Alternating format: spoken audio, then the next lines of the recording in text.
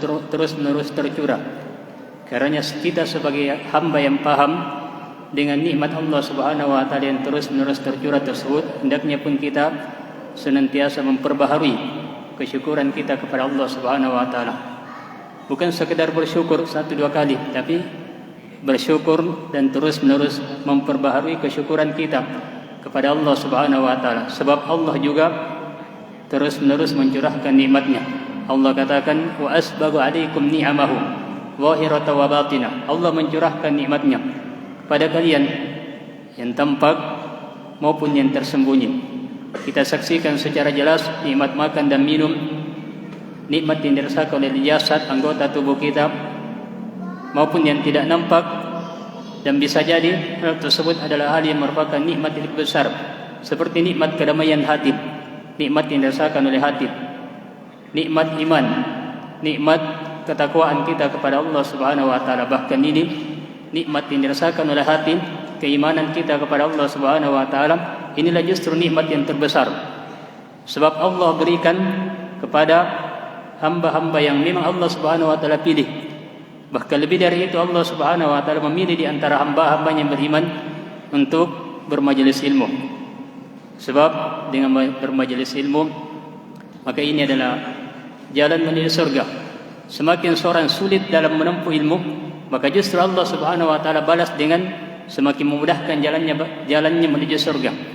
Kerana ini nikmat yang sangat besar yang Allah Subhanahu wa taala berikan kepada kita sebagai bentuk taufik, petunjuk dari Allah Subhanahu wa taala, hidayah dari Allah Subhanahu wa taala, inayah pertolongan dari Allah Subhanahu wa taala. Karenanya dalam rangka mengisi kekosongan pada malam ini, kembali kami ingatkan untuk memahami pentingnya bermajelis ilmu. Dalam hadis yang Nabi sallallahu alaihi wasallam telah sebutkan secara jelas, man salaka tariqan yaltamisu fihi ilman sahalallahu lahu bihi tariqan ilal jannah. Barang siapa yang menempuh satu jalan, artinya ada usaha.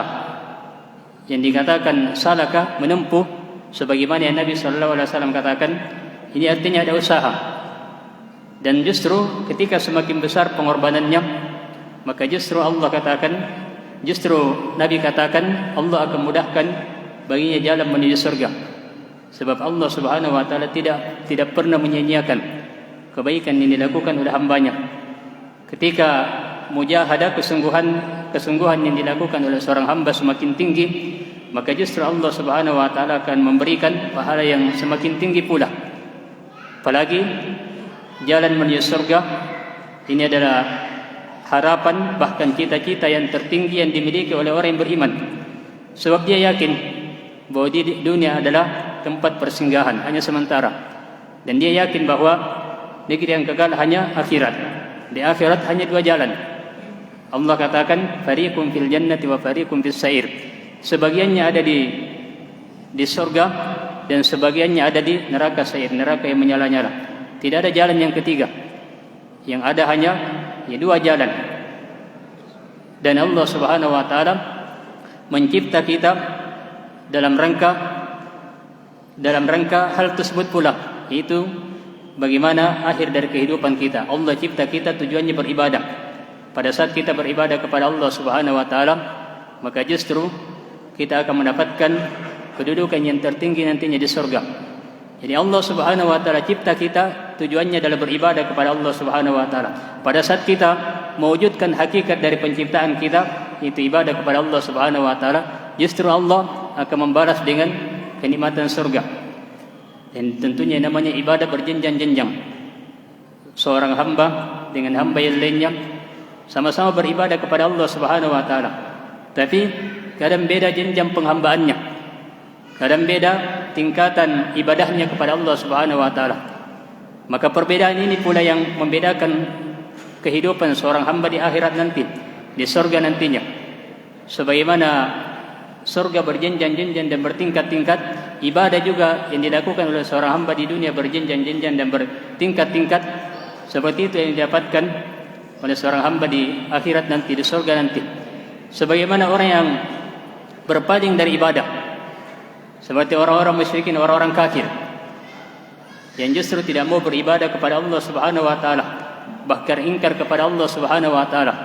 maka sangat pantas untuk dibalas oleh Allah Subhanahu wa taala dengan siksaan, masuk ke dalam neraka, karena Allah Maha Adil untuk memperlihatkan siapa yang benar-benar bersyukur kepada Allah Subhanahu wa taala dengan orang yang ingkar terhadap Allah Subhanahu wa taala. Kenapa pantas mereka mendapatkan siksaan tersebut? Orang-orang kafir yang berpaling dari ibadah kepada Allah, bahkan mengingkari ibadat tersebut. Sebab yang menciptakannya siapa? Allah. Yang memberi rezeki Allah, yang mengatur segala urusannya Allah.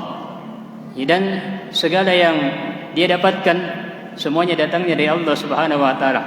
Ketika dia gunakan hal tersebut nikmat Allah, mengingkari Allah Subhanahu wa taala, tidak mau beribadah kepada Allah Subhanahu wa taala, kiranya memang sangat wajar dan sangat pantas sesuai dengan keadilan Allah Subhanahu wa taala untuk menyiksa mereka disebabkan karena hasil usaha mereka. Ini orang-orang kafir yang tidak mau beribadah kepada Allah Subhanahu wa taala, ataupun orang yang beribadah kepada Allah tapi juga beribadah kepada selain Allah pula, seperti orang-orang musyrik. Kadang di antara orang-orang yang musyrik seperti di masa dahulu, di masa Nabi sallallahu alaihi wasallam, mereka juga cinta kepada Allah. Dan cinta salah satu bentuk ibadah yang disebut dengan dalam bahasa Arab mahabbatu ta'zim, kecintaan dalam bentuk pengagungan. Artinya mereka juga agungkan Allah Subhanahu wa taala. Orang-orang musyrik dikenal sangat mengagungkan Ka'bah, bahkan berani mati kalau ada yang ingin menghancurkan Ka'bah. Seperti kisah yang terjadi pada yang disebutkan oleh Allah Subhanahu wa taala dalam surah Al-Fil, kisah tentang pasukan bergajah yang mana yang mempertahankan dan berusaha untuk menghalangi mereka. Dan dalam kisah yang panjang, intinya mereka orang-orang musyrikin tidak rela kalau ada orang yang ingin mengganggu Ka'bah tersebut. Artinya ada pengagungan mereka terhadap simbol-simbol yang Allah Subhanahu wa taala miliki terhadap Ka'bah. Ada pengagungan mereka, tapi tetap mereka teranggap sebagai orang musyrikin karena mereka juga mengagungkan selain Allah Subhanahu wa taala, pengagungan dalam bentuk kecintaan, dalam bentuk pengagungan. Karenanya mirip dengan hal ini sebagian orang misalnya yang kadang solat, bahkan solatnya bisa jadi lebih khusyuk daripada kita, daripada kaum manusia orang-orang yang beriman, tapi di waktu yang sama dia juga melakukan perbuatan kesyirikan. Maka ini juga tidak pantas untuk masuk ke dalam surga, sebab Allah yang memberi rezeki, Allah yang menjamin hidupnya, Allah yang mengatur segala urusannya. Lalu ternyata mereka serahkan ibadahnya juga kepada selain Allah Subhanahu wa taala. Dan itulah yang namanya kezaliman. Itulah yang namanya kezaliman. Sebagaimana Allah katakan, innasyirka lazulmun azim. Sesungguhnya kesyirikan adalah kezaliman yang sangat besar. Kalau kita melihat dalam bahasa Arab, zalim artinya wad'u syai' fi ghairi mawdi'ihi. Zalim artinya menempatkan sesuatu bukan pada tempatnya. Perkara yang terbesar yang ada dalam hidup kita adalah ibadah.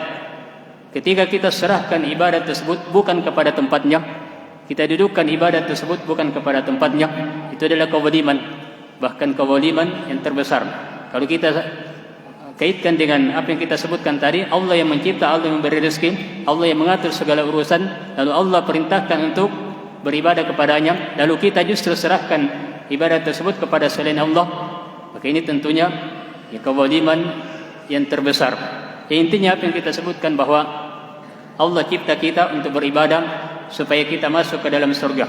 Bahkan keutamaan yang Allah Subhanahu wa taala berikan kepada kita bagi orang yang beribadah, justru Allah segerakan kebahagiaannya di dunia. Karena orang yang beribadah akan mendapatkan kebahagiaan yang tanpa batas, bahkan akan disegerakan kebahagiaannya. Dia akan mendapatkan kebahagiaan di dunia, itu kebahagiaan hati. Dan bagaimanapun kondisinya, kalau dilihat dari kasat mata bisa jadi mendapatkan ujian, tapi ada ketenangan dalam hati. Dan justru itu adalah kebahagiaan yang hakiki, yang tidak bisa jadi tidak dia dapatkan oleh orang yang kaya sekalipun. Karena kadang misalnya di antara orang kaya justru tidak pernah merasakan kepuasan. Semakin diberi, semakin dia menuntut yang lebih. Semakin diberi, menuntut yang lebih. Semakin diberi, semakin menuntut yang lebih. Sampai kapan? Tidak pernah akan mendapatkan kepuasan. Di antara sebabnya karena tidak ada kesyukuran kepada Allah Subhanahu wa taala. Tidak ada ketenangan hati. Ini disebabkan karena kadang kurangnya keimanan atau karena tidak adanya keimanan sama sekali. Berbeda dengan orang yang beriman. Orang yang beriman, orang yang senantiasa mewujudkan penghambaan ibadah kepada Allah Subhanahu wa taala, justru akan mendapatkan ketenangan di dunia sebelum di alam barzah, sebelum di surga. Karena kalau kita simpulkan bahwa Allah cipta kita tujuannya supaya kita berbahagia, kalau memang kita ikuti perintah Allah Subhanahu wa taala. Allah cipta kita tujuannya adalah mendapatkan kebahagiaan jika kita mengikuti perintah Allah Subhanahu wa taala. Karena Allah cipta kita untuk beribadah. Pada saat kita beribadah, kita akan mendapatkan kebahagiaan di dunia dan di akhirat. Karena lihat orang-orang yang beribadah kepada Allah Subhanahu wa taala, memurnikan ibadahnya kepada Allah Subhanahu wa taala, maka dia akan merasakan ketenangan, dia akan merasakan kebahagiaan. Siapa manusia yang paling tinggi tingkatan keikhlasannya, tingkatan keibadahannya, tingkatan ibadahnya kepada Allah, itu Nabi kita, Nabi sallallahu alaihi wasallam. Karena beliau yang paling merasakan kebahagiaan. Ini kebahagiaan di dunia sebelum kebahagiaan di akhirat di surga. Beliau mendapatkan tempat yang tertinggi karena tingkatan ibadahnya, tingkatan ibadah beliau kepada Allah Subhanahu wa taala. Jemaah sekalian yang semoga dirahmati oleh Allah Subhanahu wa taala, ini diantara keutamaan bermajlis ilmu. Nabi katakan, "Man salaka tariqan yaltamisu bihi ilman, sahhalallahu bihi tariqan ilal jannah." Siapa yang menempuh satu jalan yang dengannya dia mempelajari ilmu agama, maka Allah akan mudahkan jalan menuju surga. Bukan sekedar ditunjukkan jalan menuju surga, tapi memang diberi kemudahan oleh Allah Subhanahu wa taala. Apalagi di akhirat, kondisi yang benar-benar kita sangat membutuhkan pertolongan. Kita sangat membutuhkan bantuan dari Allah Subhanahu wa taala. Kondisi yang sangat sulit.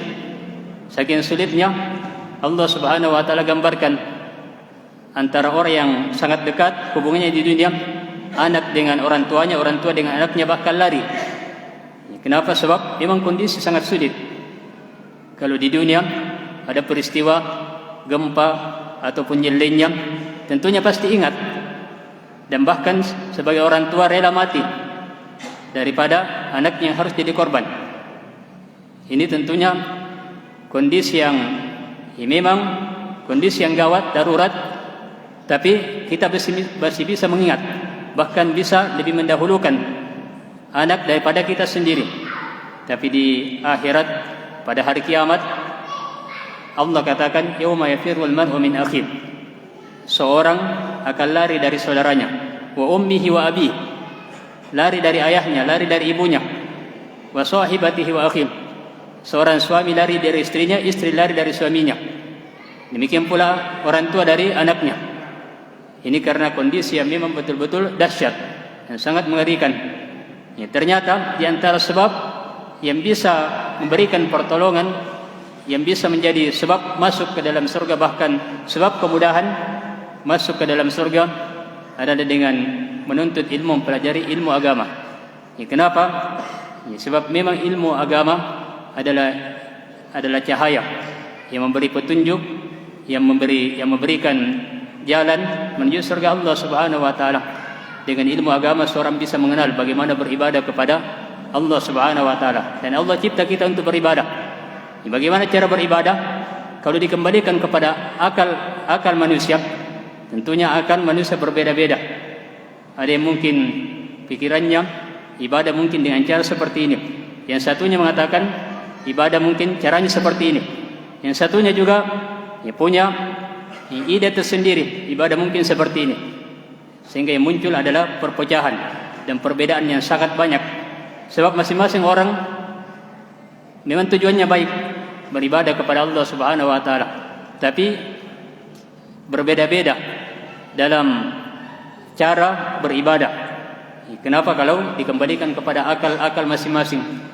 Karena Allah Subhanahu wa taala menjadikan hal yang terpenting adalah ilmu agama supaya kita bisa beragama dan bisa beribadah di atas dasar ilmu.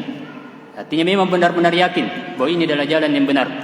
Memang benar-benar yakin bahwa seperti inilah kita beribadah kepada Allah Subhanahu wa taala. Karena ketika Allah Subhanahu wa taala menjelaskan tentang la ilaha illallah, Allah sebutkan dengan kalimat fa'lam. Artinya ketahuilah. Allah katakan fa'lam annahu la ilaha illallah. Ketahuilah. Artinya mengetahui butuh ilmu, butuh usaha untuk memahami. Apa yang Allah Subhanahu wa taala perintahkan untuk diketahui, annahu la ilaha illallah. Bahwasanya tidak ada sembahan yang pantas untuk diibadahi selain Allah Subhanahu wa taala. Untuk memahami la ilaha illallah butuh ilmu, dan mengamalkan kandungan dari la ilaha illallah ini juga butuh ilmu. Dan tentunya ilmu yang benar apabila mengantar untuk hal yang kedua, yaitu bagaimana beramal dengan ilmu tersebut. Karena Allah Subhanahu wa taala memuji orang-orang yang punya ilmu, karena ilmu tersebut melahirkan rasa takut kepada Allah Subhanahu wa taala. Allah katakan, innama yakhsyallaha min ibadihil ulama. Sesungguhnya yang takut kepada Allah dari hamba-hambanya adalah orang-orang yang punya ilmu. Dan ilmu ini yang menjadikan seorang merasa takut kepada Allah Subhanahu wa taala. Apabila ada rasa takut dalam hati, tentunya ini yang menggerakkan kita untuk beramal dan terus beramal sampai kita berjumpa dengan Allah Subhanahu wa taala, dan beramalnya di atas kebaikan, di atas ilmu. Karena memang punya ilmu, punya cahaya yang menunjukinya kepada jalan yang lurus, jalan yang mengantar kepada kebaikan, jalan yang menjauhkan dia dari segala bentuk kejelekan. Inilah kemuliaan ilmu.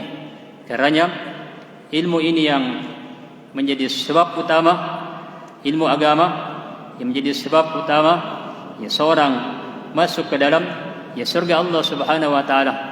Karena kalau kita lihat pula, Allah Subhanahu wa taala dalam Al-Quran tidak pernah memerintahkan nabinya, bahkan para nabi seluruhnya, bahkan secara khusus Nabi SAW tidak pernah diperintah oleh Allah untuk meminta suatu tambahan,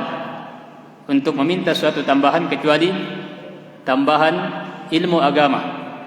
Allah katakan kepada Nabi SAW, wa qur rabbi zidni ilman.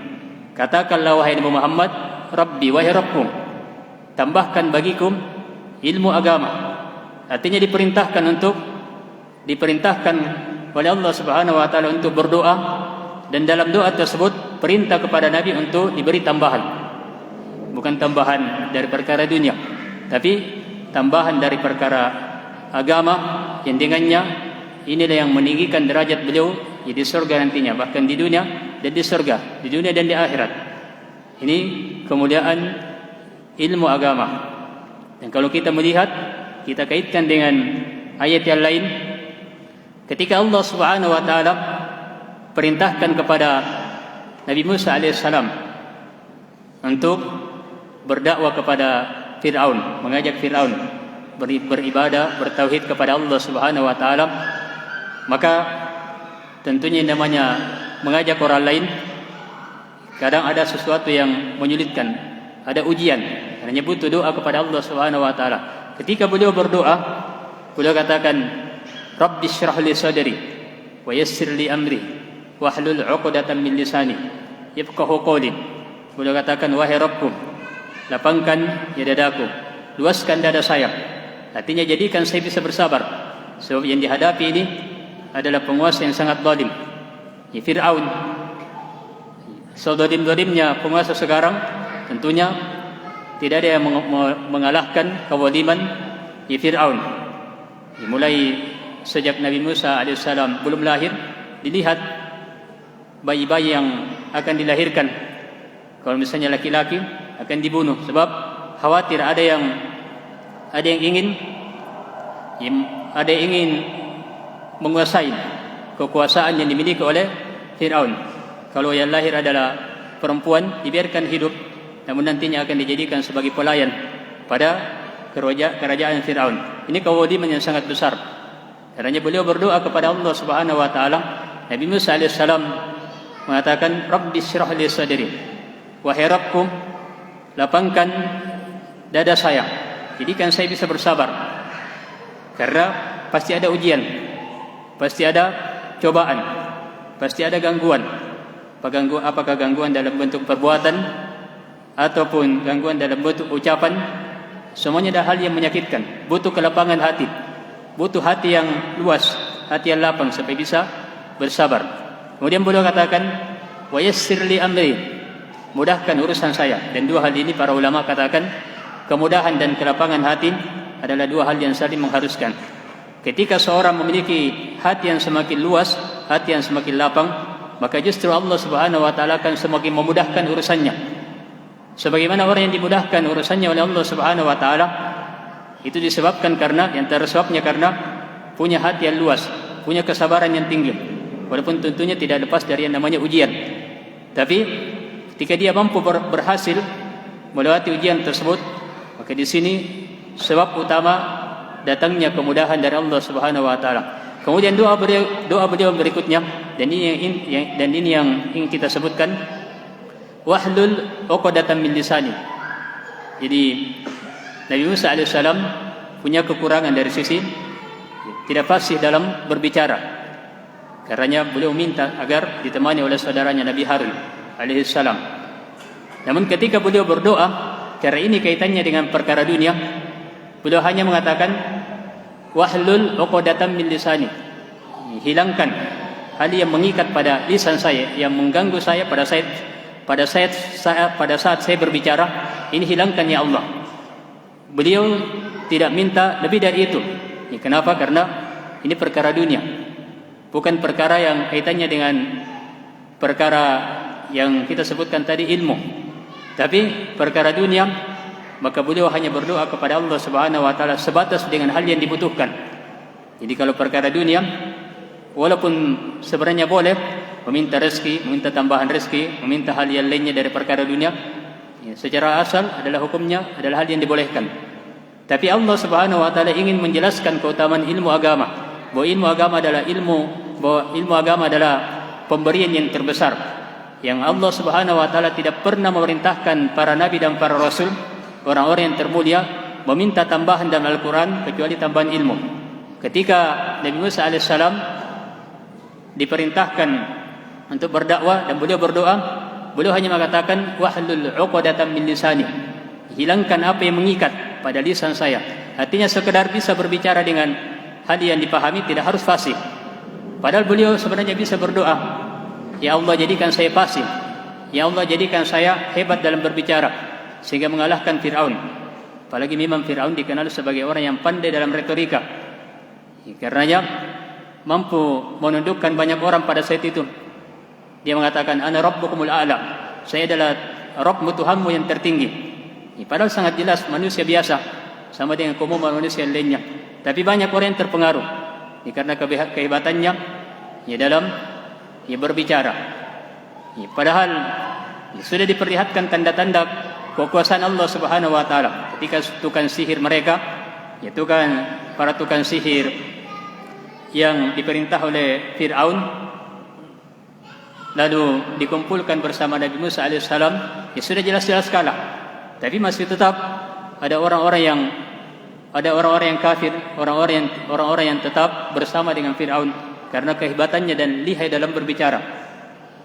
Tapi Nabi Musa alaihissalam hanya berdoa sebatas dengan apa yang boleh dibutuhkan, karena sekedar perkara dunia.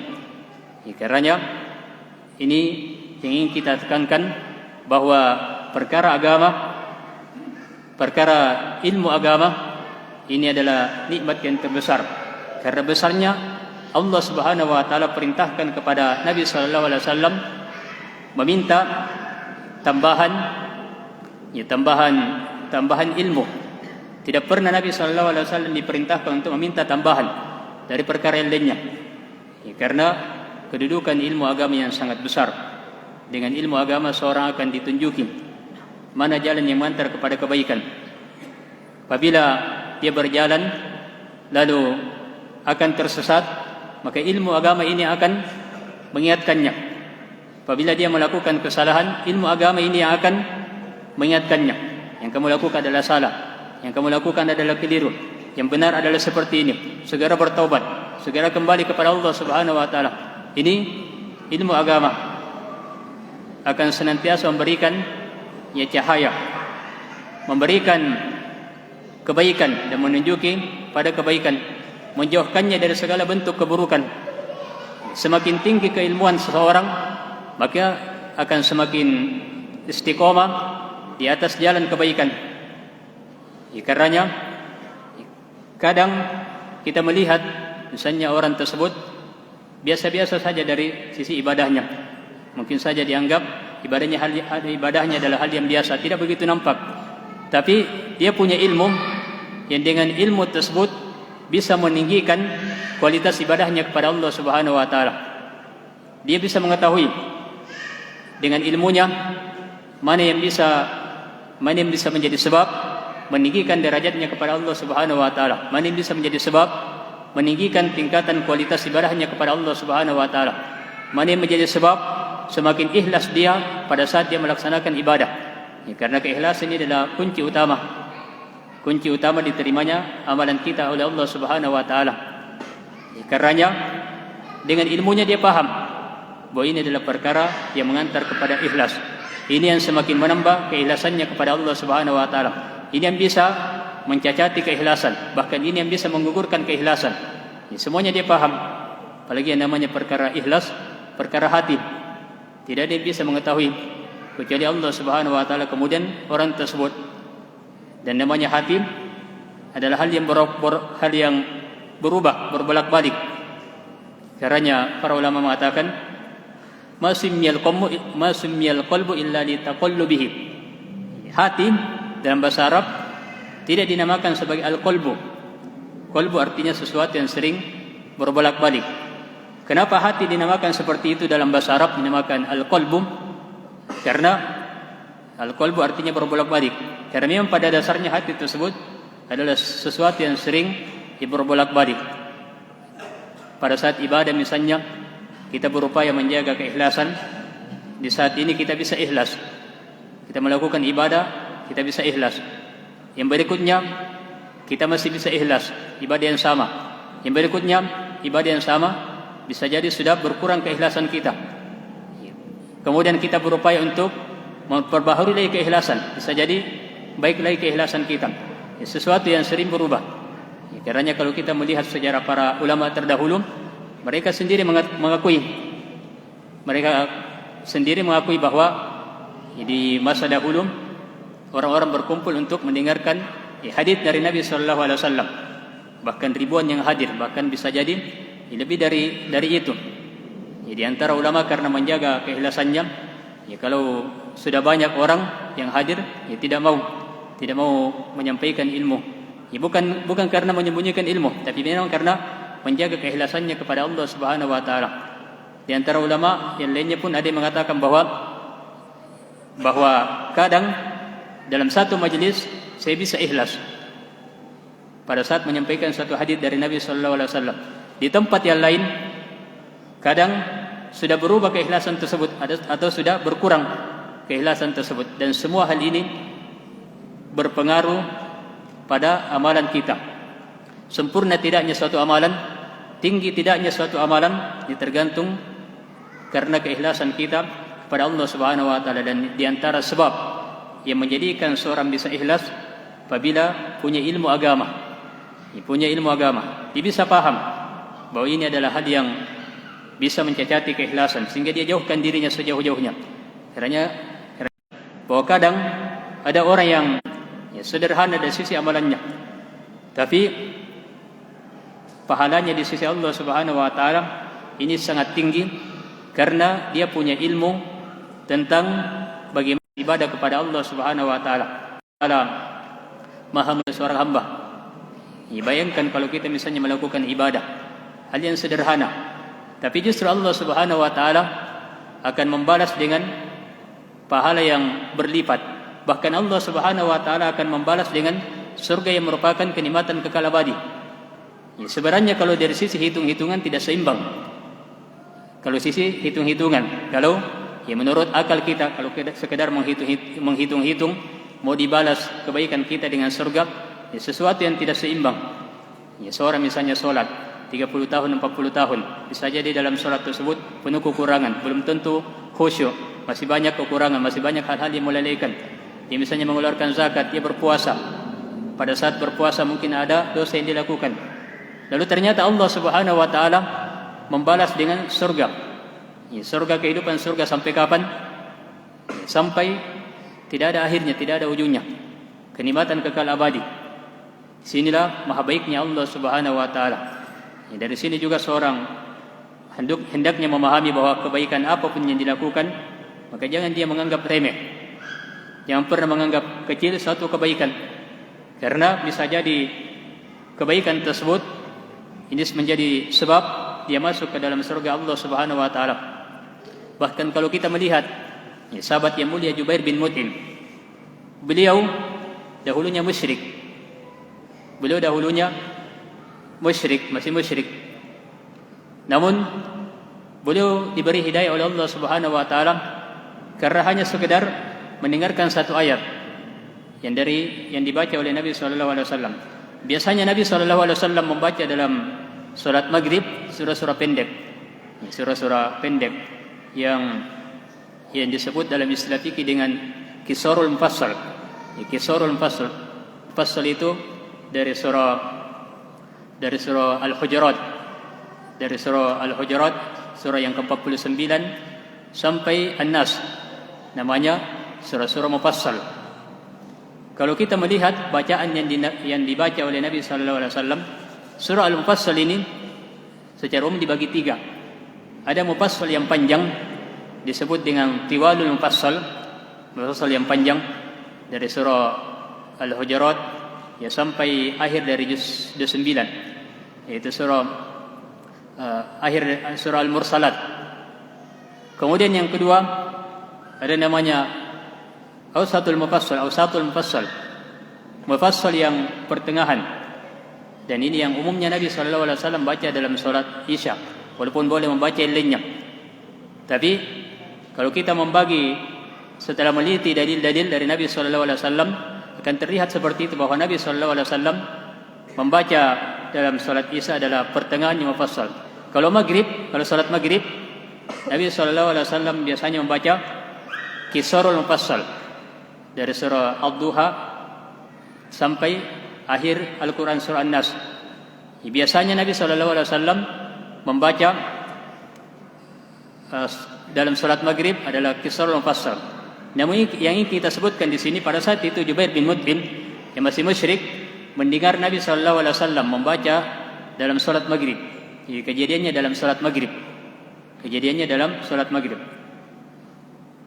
Bertepatan tentunya dengan hidayah dari Allah Subhanahu wa taala. Biasanya Nabi sallallahu alaihi wasallam membaca qisarul mufassal yang pendek, tapi di situ Nabi sallallahu alaihi wasallam membaca yang lainnya. Nabi sallallahu alaihi wasallam membaca surah At-Tur sampai pada ayat Allah Subhanahu wa taala berfirman yang dibaca oleh Nabi dalam salat. Nabi membaca am khuliqu min ghairi syai'in am humul khaliqun. Apakah mereka orang-orang musyrikin dicipta tanpa sesuatu atau orang-orang musyrikin ini yang mencipta diri mereka sendiri? Ini pertanyaan Allah Subhanahu wa taala. Yang Allah Subhanahu wa taala sebutkan dalam Al-Qur'an yang Nabi sallallahu alaihi wasallam baca dalam salat maghrib yang didengar oleh Jubair bin Mut'im, sahabat Nabi sallallahu alaihi wasallam pada saat itu masih musyrik. Ternyata ayat yang dibaca ini langsung menembus hati dan langsung masuk pada hati Jubair bin Mut'im radhiyallahu anhu. Karena Allah bertanya, am khuliqu min ghairi syai'in am humul khaliqun. Apakah mereka orang-orang musyrikin dicipta tanpa sesuatu? Artinya materinya muncul begitu saja, tidak ada yang menciptakannya, atau mereka orang-orang musyrikin yang mencipta diri mereka sendiri? Dua pertanyaan dari Allah Subhanahu wa taala. Dan dari dua pertanyaan tersebut semuanya jawabannya adalah hal yang tidak mungkin. Tidak mungkin orang musyrikin muncul begitu saja tanpa ada yang menciptakannya. Bahkan seluruh manusia tidak mungkin muncul begitu saja. Yang kedua, am humul khaliqun, atau apakah mereka yang mencipta diri mereka sendiri? Ini juga hal yang tidak mungkin. Karena manusia memahami dan mengakui kelemahan mereka. Karena dua-duanya adalah hal yang tidak mungkin, sehingga yang menciptakan kita adalah Allah Subhanahu wa taala. Disitulah Jubair bin Mut'im radhiyallahu anhu mengatakan, kada qalbi ayatir wa dzalika awwalu ma waqara al-imanu fi qalbi. Beliau katakan, hampir saja hati saya terbang, karena memang ayat itu langsung mengena masuk pada hati beliau. Lalu beliau katakan, dan disitulah awal keimanan menancap masuk ke dalam hati saya. Artinya dengan sekadar mendengarkan ayat, namun bisa menjadi sebab beliau terbebas dari neraka, masuk ke dalam surga. Karena beliau langsung beriman dan meninggalkan kesyirikan. Karena kita telah sebutkan bahwa kebaikan walaupun sangat sedikit, ini tidak pantas diremehkan.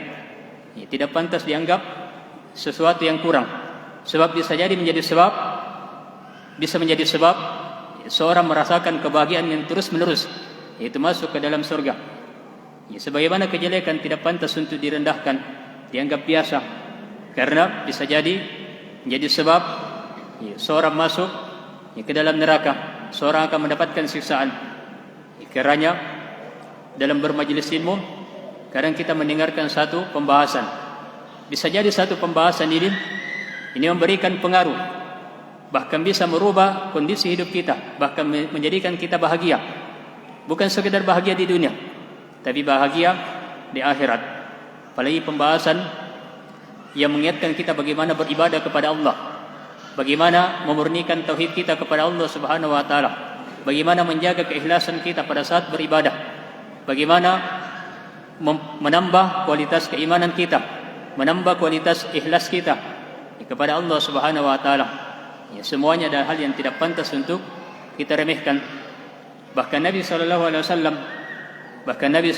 wasallam menjelaskan bahwa, memberikan satu contoh bahwa kebaikan yang sedikit ini bisa menjadi sebab seorang masuk ke dalam surga dan terhindar dari neraka. Apa kata Nabi sallallahu alaihi wasallam? Beliau katakan, ittaqun nar walau bisyikki tamrah. Takutlah dari api neraka. Jadi Nabi katakan takut dari api neraka. Dengan apa? Ternyata sesuatu yang sederhana. Nabi katakan walau bisyikki tamrah, walaupun sepotong kurma. Bukan satu kurma, sepotong kurma. Tapi Nabi katakan ittaqun nar, takutlah dari api neraka. Artinya bisa jadi sepotong kurma tersebut, kalau seorang ikhlas, maka itu yang menyelamatkan dari api neraka, dan itu yang menjadi sebab dia masuk ke dalam surga. Sesuatu yang sangat sedikit, bahkan tidak bernilai, ternyata bisa menjadi sebab seorang akan mendapatkan kepuasan yang tidak ada akhirnya, karena masuk ke dalam surga, merasakan kenikmatan surga. Ini sesuatu yang sangat sederhana, namun menjadi sebab seorang masuk ke dalam surga, menjadi sebab seorang mendapatkan kebaikan yang berlipat-lipat. Ini penggambaran dari Nabi sallallahu alaihi wasallam. Dalam hadis lain Nabi katakan, la tahqiranna minal ma'rufi syai'an. Jangan pernah menganggap rendah kejelekan, syai'an, sedikit pun. Dan kalau dalam istilah bahasa Arab, ketika disebutkan dengan nakirah, dengan tanwin, syai'an, ini menunjukkan keumuman bahwa kebaikan apapun jangan sama sekali pernah merendahkannya. Nabi katakan lebih lanjut, menjelaskan walau antalqa akhaka biwajhin talqin, walaupun pada saat engkau berjumpa dengan sahabatmu, dengan saudaramu, sekedar senyum, sekedar menggerakkan wajah, menggerakkan bibir, senyum, tapi bisa jadi menjadi sebab kebaikan, dan bahkan bisa jadi sebab masuk ke dalam surga. Sesuatu yang rendah, sesuatu yang sederhana, dianggap biasa, tapi sangat memberikan pengaruh dalam kehidupan.